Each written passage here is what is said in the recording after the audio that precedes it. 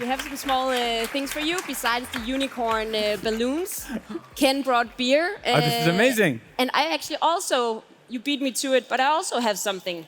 Because we had a fun discussion before this talk, and there were some differences between Danes and Swedes.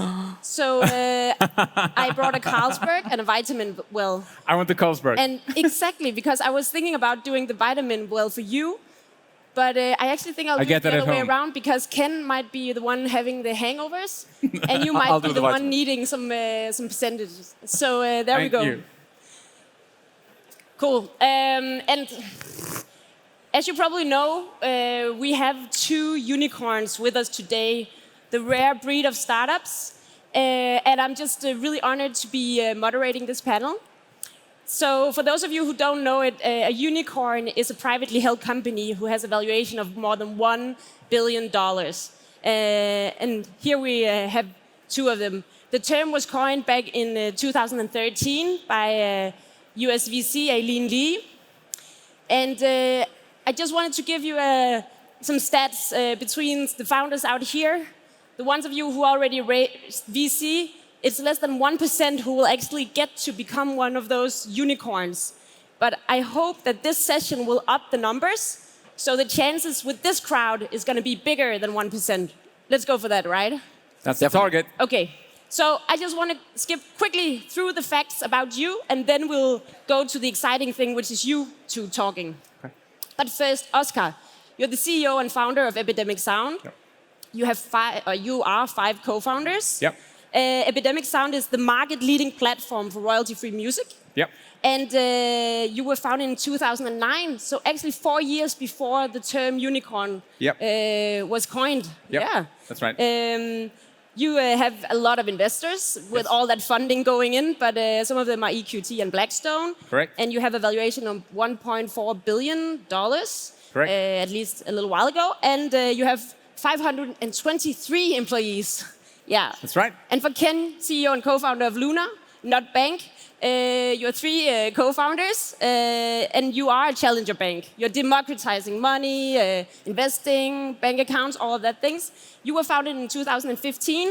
You have Seed Capital, Heartland, Kinnevik, Tencent, and Will Ferrell as investors. Also Will, yeah. Yeah, celebrities joining you. You have a valuation of around $2 billion and 600 employees. Good. And I'm 26 years old. Perfect.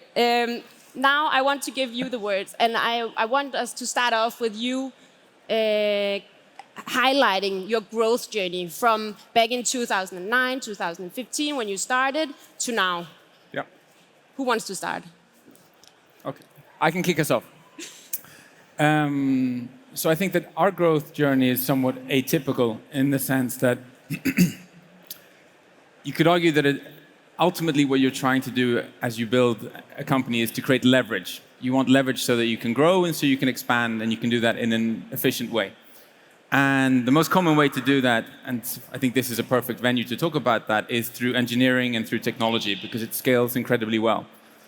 Well, unfortunately, I wasn't dealt those cards, so I had to play the cards that I was dealt. So I was a numbers person, but I wasn't an engineer at heart. And so in the absence of that, when we launched Epidemic, we tried to find different ways of creating leverage for our company to help it grow without having those resources initially. And for us, it came down to culture quite a lot. And so we had to be a small group of individuals who were really good at telling a compelling story, making sure that we got across what we wanted to achieve, or what money we needed, or what impact we were looking to have. And becoming really good storytellers was part of our DNA.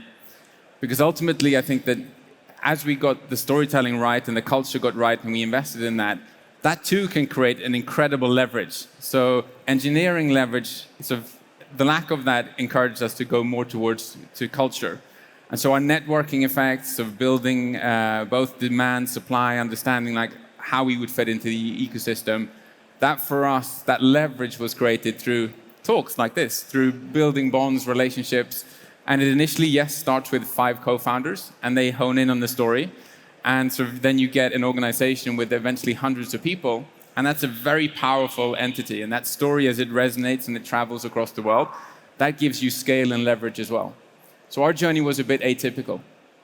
And when we talked before this panel, you actually told me something about that in the beginning you didn't own your own story, so it was kind of hijacked. Can you talk just a little bit about that and maybe some learnings from that? So I guess this is the irony, right, of working with storytelling. We ultimately didn't own our own story. And there was a method to our madness, right? So in the early days when we launched, this is 2008, 2009. So this is 14 years ago. And people say we're an overnight success, but we're a bit dumb. So it took us 14 years to get to that overnight success. But back then, the typical modus operandi was that you would beat your chest and say that you're exceptional before you had product market fit, before you had an actual story to tell. And you could argue that's a very Anglo-Saxon way of building a business. And we took issue with that. And we said that we'd like to try it the Scandinavian way. Like, we're a bit more humble, a bit more hardcore. And we said that let's do no interviews. Let's give nothing away. If people reach out, we'll just play down what we do. And we said that we want to nail product market fit. We want to get to scale. We want to build the data moats and really solidify our business and do all of our mistakes, but preferably without like 10 different companies running after our lunch at the same time. So we actively chose to abdicate storytelling. And I think the jury's still out because was it a good idea? It served us incredibly well because we did get to scale, we could build moats, and we were left alone. But the flip side was that we had a tough time hiring people. Like, everyone here was hearing our music, but nobody had ever heard of Epidemic. Like, it was tougher for us to hire people, it's tougher to scale, like raising financing. We were like a well-kept secret, if you will. And so I think that there were definitely pros, but there were some cons to it. And everyone is looking for a story. And if you don't tell your own story, somebody's going to make one up and hijack your story on your behalf.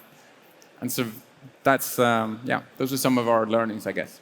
Cool. And talking about stories, when I met you, Ken, back in 2015, 16, you almost just founded Lunar, and you were definitely not a bank. You hated banks. And now we're sitting here, and you are a bank. Yeah. What happened? Yeah, it's been a schizophrenic journey, to be honest. I think, when we launched it, it was built on truly being dissatisfied with banks. Really disliked the entire industry. It's an awful industry. We still feel it is in many ways. So starting like that, and that was our culture and our DNA for a period of time to be, rebellious against banks. And then in 2019 we became one, which was super odd because suddenly we were a bank and we had a lot of bankers joining. So it's been a bit of a schizophrenic journey. I think it still is to some extent because, when are we a bank? When are we not a bank? So the overall ambition has always been the same, to challenge that industry because it is an awful industry. But you have to wear a stormtrooper outfit to be able to fight the Death Star from within, and that's what we're doing. And as a part of your journey, you got Will Ferrell as like a celebrity investor, and he's also doing some very funny commercials. Can you just talk a little bit about that point of your journey, and why did you think that you needed Will Ferrell? You are a personality yourself, right? So he's the funniest guy in the world, and he likes the Nordics. He's married to a Swede. He goes to Sweden every year. Massive character. So I think when we had the opportunity for the first time, we thought it was unreal because Will only did like 3 brand collaborations in the past with Old Milwaukee, General Motors, and Apple. So to be the 4th brand was a big deal. It was an insane story. Flying out to LA, meeting Will, massive production facilities. It's the first time in the US after the pandemic. And Will comes up in fluent Swedish, because apparently for Will, Sweden and Denmark and Norway is just floating together. So coming up with the big rubber hands. Hey Ken, tjena, hur är läget? Är det bra? Det är mycket bra. So it was funny. And we are super excited to have Will joining. And he's participating in new rounds also. So he's a supportive investor. I just have to share, adding Will is a genius move, and it reminds me of this story that I once heard where somebody hops out of a fancy hotel, jumps into the car, and the driver says, "Where can I take you?" And the person replies, "Take me anywhere, because I'm needed everywhere." And it's such a bold statement, and for me, that's Will Ferrell. He can go anywhere because he's basically needed everywhere. So I think that was a genius move on your part. Yeah, we should have brought him today. Yeah. That would have been fun. That would have been amazing. Him and the Crown Prince together. Yeah. That would have been amazing, but On a unicorn. He would probably have taken some of the spotlight from you two. So, but next time, next year, Ken, that's on you. That's on you. Yeah, we'll just fix it. text him. Cool. So when when you think about the journey, what you all already mentioned, the storytelling. What do you think are some of the important factors when you look back on building a scalable company? Maybe it doesn't have to be unicorn right now, but I know we have a lot of founders out here who are building scalable companies and are looking to scale probably quickly.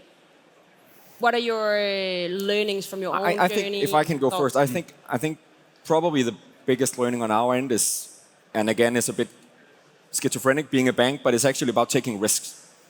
Because there was more than a handful of time in Lunar's story where we took massive risks and could easily have ended up on the other side of that and not being in business anymore. But that really drove us forward. So I think taking risk at the right time, obviously with investor support and your board of directors committed also, but taking risks, I think really drove us to where we are today. Yeah. I completely agree with Ken. So I think taking risk is important, but also your ability to carry risk over a long time is difficult because risk is not tangible, but it's so every morning when you wake up, when you go to bed, like it's constantly there. So the ability to carry risk, I think, is incredibly important. And then I think ultimately, it's been important to realize that at heart, if you're an entrepreneur, what you ultimately are, I think, is you're a problem solver. And you need to be very comfortable with doing that because throughout the years, at least, I've told myself that if I only get to this point, it's going to get easier. If I get to this point, it's going to be easier.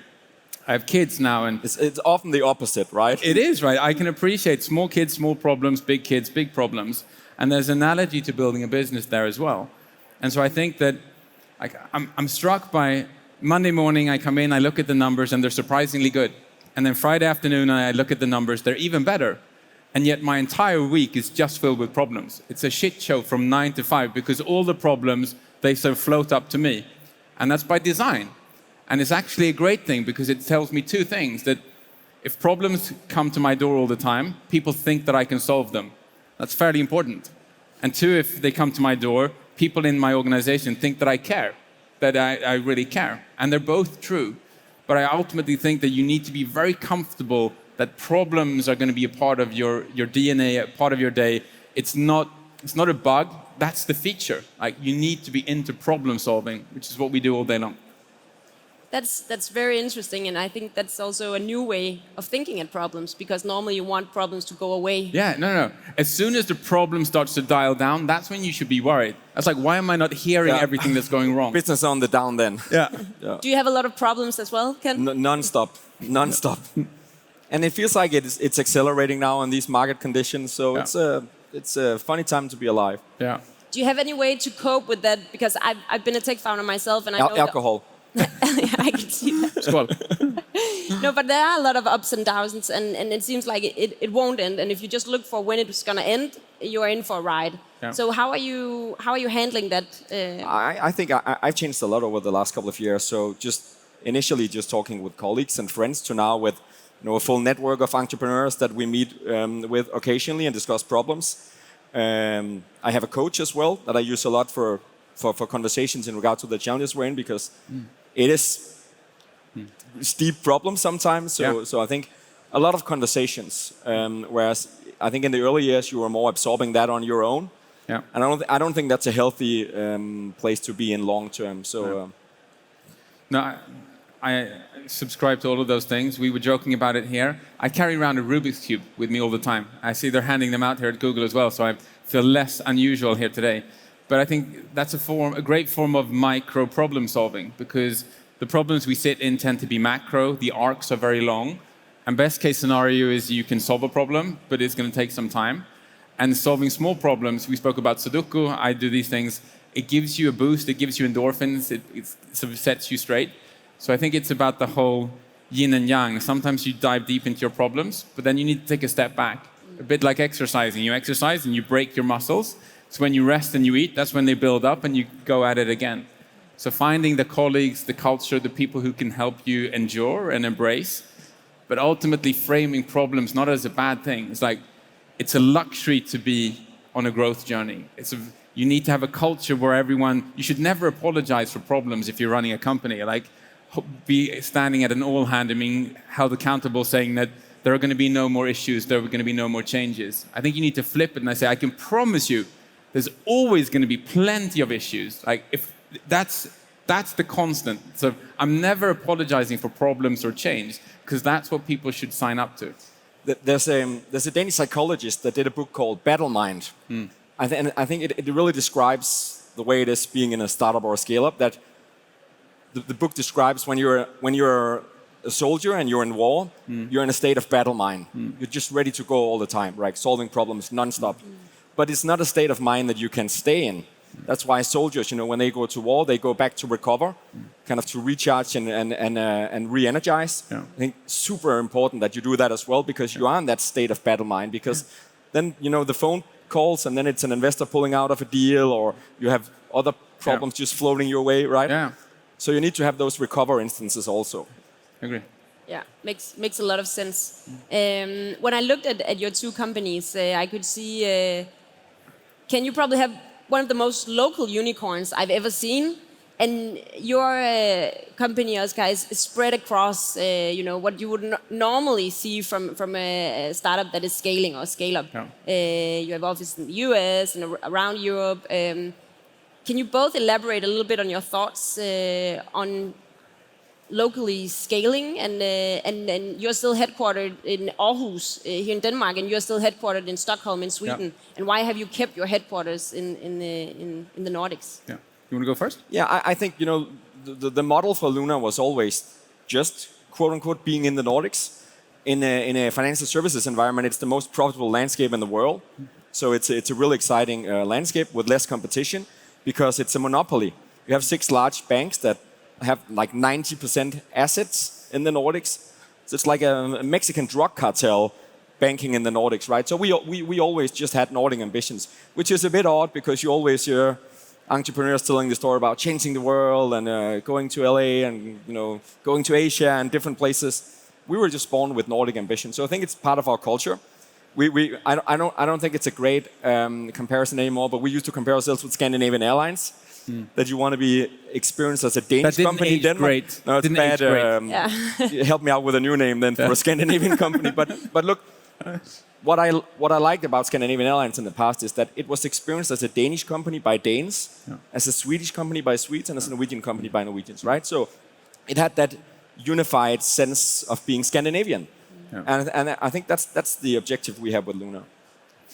I think what we both share in common is that your explanation, besides our great sense of humor, and besides that, and we're both 26, is like you're driven by your purpose a lot. That's at the core of what you do, and it comes through very clearly. We see ourselves the same way. Like, we're on a mission where we want to try and soundtrack the internet. Like, that's our first thought, the last thought, every single day. That's what gives us energy. And the internet is not regional. It's incredibly global, dare I say, like universal. And so from the get-go, our business has been like, how do we soundtrack large parts of the universe, like the entire world? And so one part of that is you need to get to the source of where content is actually being created. And that's distributed all across the world. And so that chain of thought, that logic led us to be much more of a distributed company in some senses. But to your point, we've been fortunate enough to keep like the headquarter and a lot of our core in Stockholm. And I think that speaks to maybe Scandinavia, and maybe we can dive into this, because I think that there are a few challenges coming from this part of the world. Like, we all speak a semi-ridiculous language that nobody understands. We're by the North Pole, and so we have to fend for ourselves a little bit. We have tiny local markets, so we have to think sort of larger or smarter than other people. But then that can be used as a strength for us, right? Because we're so small, we have to be very resilient and resourceful. And so a case in point for us was that as we started to produce music here in Scandinavia, the level of talent and the level of being a jack of all trade was quite outstanding, because the music scene in the Nordics couldn't really have somebody who just did a top line, somebody who did vocals, somebody who did a chorus, an engineer, a studio engineer. In the US, you'd have 5 different people. And so the unit economics for creating a track internationally was huge. But here in the Nordics, like, you couldn't afford that, so everyone had to do everything, and we became jacks of all trades. And the flip side was that the unit economics for us were vastly superior to everyone else, because we could hustle, basically, and make other things work. So flipping like the lack of size is one of our biggest assets because it makes us much more resourceful, and we also band together, I think, in a great way. That's what I think. Do you feel that as well? Are you more resourceful because you're even in Aarhus? That's like even smaller than. Yeah, but I think also changing the culture of Lunar over the years. Also, I don't see Aarhus as a headquarter because we're a Nordic company. I think we have more people in Copenhagen now than we have in Aarhus. We have a pretty substantial amount of colleagues in Stockholm as well. We have a team in Oslo, right? So we don't see it as this is the headquarters, right? It's more a fluent experience. So I think it's also a part of that, wanting to become Scandinavian, that we want to live by in our offices as well.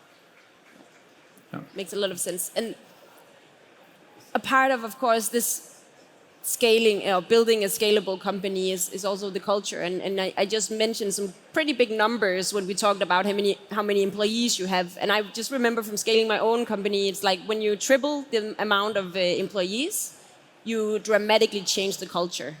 And you must have done that so many times. What has been your most important value or thing to hold on to, a way to keep your culture and at the same time retain and attract talent? Yeah. I think that and by the way, it's not necessarily an easy thing being a lot of people. I think in my next line of work, I would like to have like a parking app with 9 employees, massive valuation, 8 to 4 kind of job. But that's for the next endeavor. No, I think that the change, especially during the last year. I'll use a personal story. I think my chief revenue officer is here somewhere, and she were pushing me pretty hard at an offsite we had a couple of months back and said, Ken, you need to think about what type of CEO you want to be right now. Do you want to be a CEO for the management team? Do you want to be a CEO for the entire company? Because that's difficult when we are so many people, right? Yeah. So I think that changed, and that was actually quite an eye-opener for me when she was pushing me for that. You can't be the same CEO you were before, knowing everybody and connecting to all your colleagues. You need to change your mindset rapidly. So that kickstarted a lot of internal dialogue to kind of how to build that new structure for myself. Yeah. I think carrying on from where Ken left it, culture ultimately is about how you get to a certain place, how you conduct yourself, and how you move forward. And I think there are a few components which are important. I think one is you need to have a clear, and I'm talking to the entrepreneurs in the audience here, right? And so I think you need to have a clear picture of what your role is as a co-founder or as a CEO. And I think that the traditional one is that you see yourself as the tip of a spear. And in some instances, that's right. Like when you're in a board meeting, it all comes down to you, and you need to stand by your guns, and you're ultimately accountable. But I think in running a business, you should probably flip that around. I see it more as I'm a vase, and my number one job is to be a talent attractor. Like you can only hire people who are smarter than yourself and who complement what you already can and what you do. So basically, if you've ever been to Ionapa or like one of these places where you have bouncers, people who throw people into bars, like that's ultimately how I see my job. Like I'm the person who throws talent into the company. That's my number one priority. Like you then need to set a culture where you have psychological safety, like being coined by tech companies in this building, right? But create a culture where people want to contribute. Like your CRO, great example. Like it's a very Scandinavian thing to tell your CEO and one of the founders, like, you need to be X or Y. Like, in a lot of other cultures, that's faux pas. You don't do that because it trickles down. Like, that's one of our superpowers, that we have that dialogue, we have that level of trust with each other. And then ultimately, I think you should kill the notion of trying to see a company as, like, you shouldn't hire for culture fit. I think you should hire for culture add. Like, to my point, we were very culturally strong. We were great storytellers. We were great salespeople. And we wanted to keep all of that. But we needed to add that. And we needed to create an engineering culture, which was a product-led business where we had data-informed decision-making. And that just fit perfectly. And it wasn't a case of, like, just fitting it in. We'd added something on purpose different. So I think understanding your role, understanding, like, how you see your business scaling, defining an open culture so that this actually happens, I think all of these things should be constants. Then as you roll the company out, there can be other changes. Did you think like that from when you launched the company? Like, was that your initial ambition also to be bringing in talent, or did you kind of evolve into that focus area? Because I think for me, it started out with product and being jack of all trades. So I think it's that transformation that was difficult for me. I think. Yeah, super hard transformation, because I think in the early days what you do is you have a lot of generalists, because you need to get shit done everywhere, and everyone needs to be all hands on deck all the time. If you're fortunate and you need to be careful what you wish for, you scale and you get to a point where things just go exponential. And that's when everything breaks. Like your self-esteem, like your numbers, like your office space, everything breaks. And then you need to pick up the pieces and rebuild it. And then you go more into specialists. Used to be like, we had a certain kind of logic, but now you need like the sharpest knife on this place, or the best person doing this job, as opposed to like a generalist who can hold it all together. So I think that there are these inflection points. I love this. I always come back to the whole, like, if I borrow 1 million crowns from a bank and I default at a low interest rate, at Lunar, low rates, and I default, I have a problem. But if I borrow 1 billion crowns and I default, suddenly the bank has a problem, because it's such a huge part of their balance sheet. So with scale, like, logic can inverse 180, and the same is true with building companies and how you organize. So you need to have, I think, culture principles, but the way they are exercised can be vastly different depending on where you are on your journey. But the principles should mostly try and be the same, I think. Yeah. I guess. Yeah. Yeah, definitely. It's I'm just learning so much, so I'm trying to take it all in here for the next startup that I'm gonna do. More beers, then there'll probably be more learning for all of us. And just remember, there's also, you can put questions up on Slido by going to the website. I think it's up on the screen, yeah. Actually, I want to touch a little bit about on average age of the employees. I don't know if you know the average age of your company, but I know that you might be developing a product for someone who is a bit younger than yourself. Mm-hmm. Do you have any thoughts on that? I think for Lunar, it's a typical misunderstanding. So when we meet people for the first time, they often think that the average Lunar customer is 18 or 19, and the average age is like 37. It's kind of the entire population from young to retirement that want to try something else. So obviously we package the story, we brand it for a younger audience, but we are welcoming in like the full chain of people. Because all the old people want to be like the young people. The 19 years old, the splashing the card at Will Ferrell. Yeah, Will Ferrell, yeah.